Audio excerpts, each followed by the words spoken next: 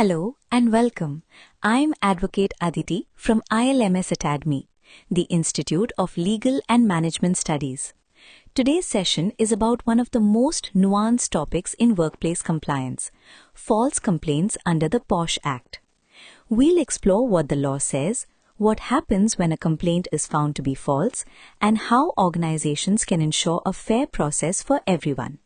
Whether you're an HR professional, a manager, a legal practitioner, or simply someone who wants to understand your rights at work, this presentation is for you.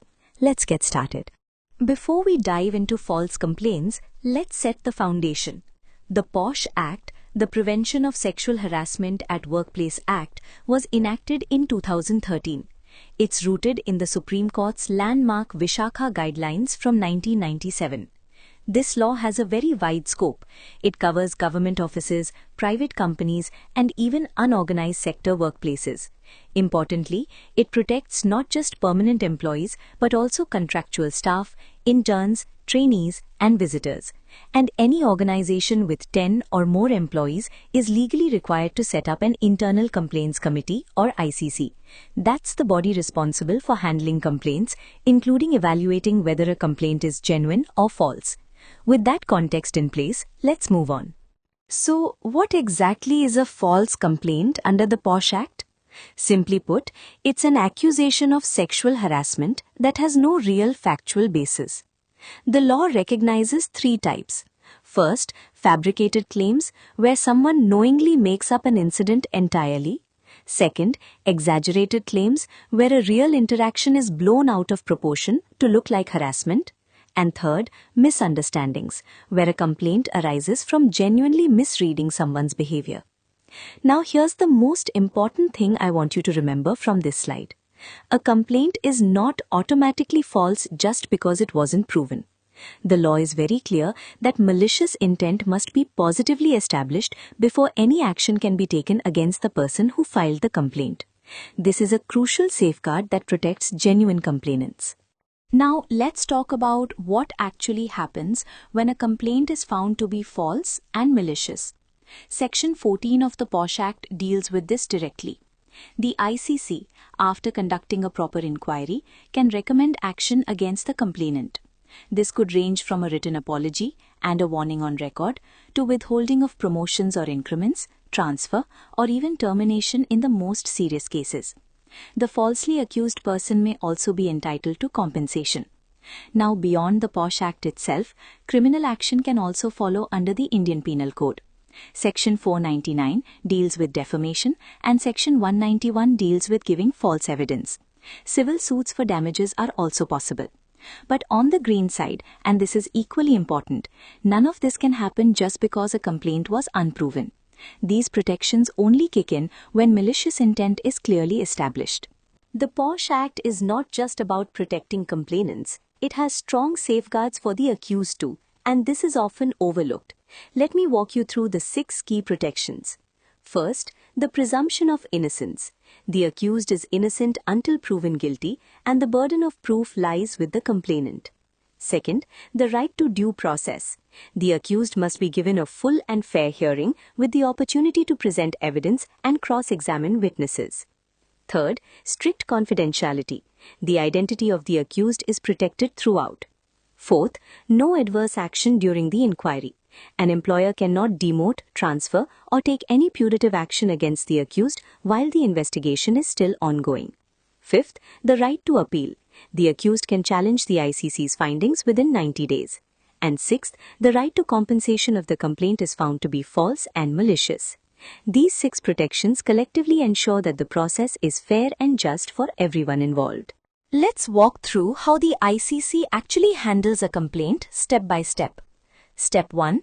A written complaint must be filed within 3 months of the incident, though the ICC can extend this to 6 months for valid reasons. Step 2. Before launching a full inquiry, the ICC may attempt conciliation between the two parties.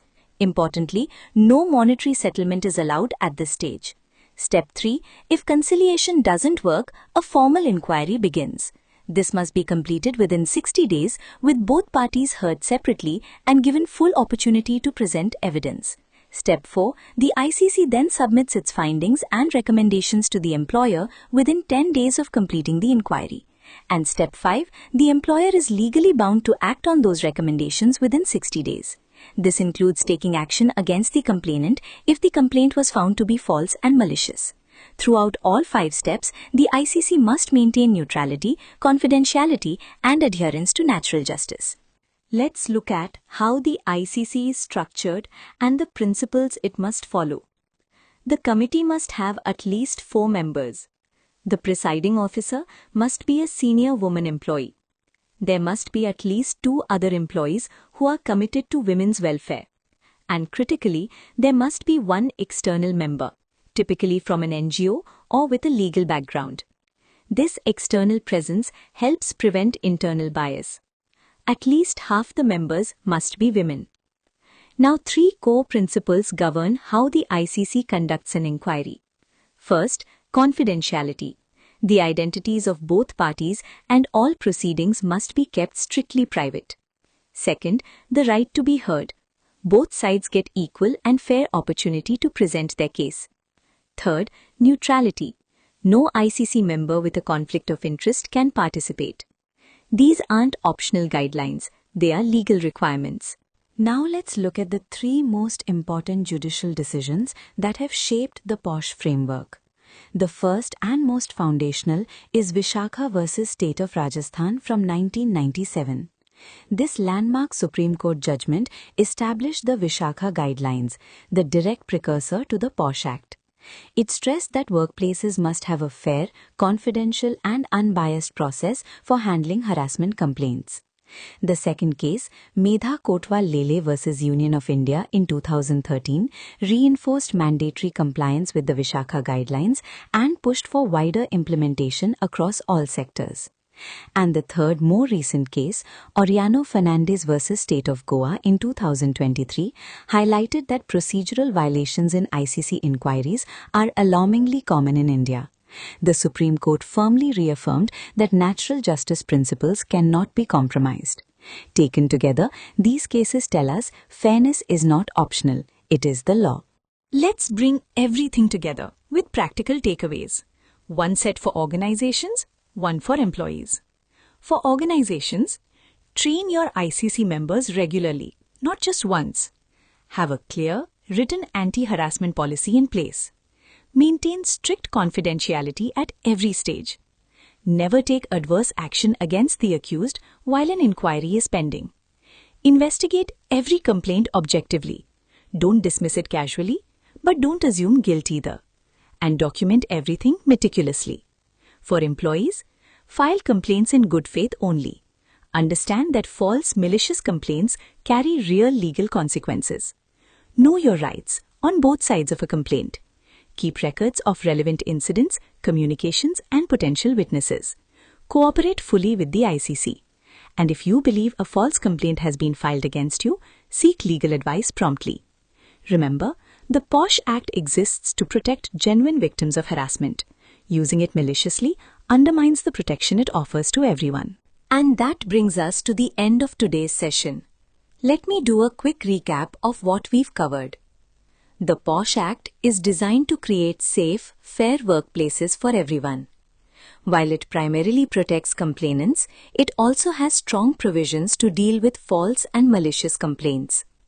Remember, a complaint is only considered false when there is proven malicious intent, not simply because it wasn't proven. Both complainants and the accused have clearly defined rights, and the ICC plays a central role in ensuring a fair, confidential, and unbiased investigation.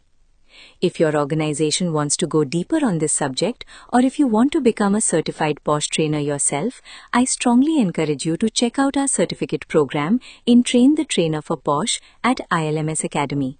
The link is on your screen. Thank you so much for watching. Please like, share, and subscribe for more insightful sessions on workplace law and HR compliance. See you in the next one.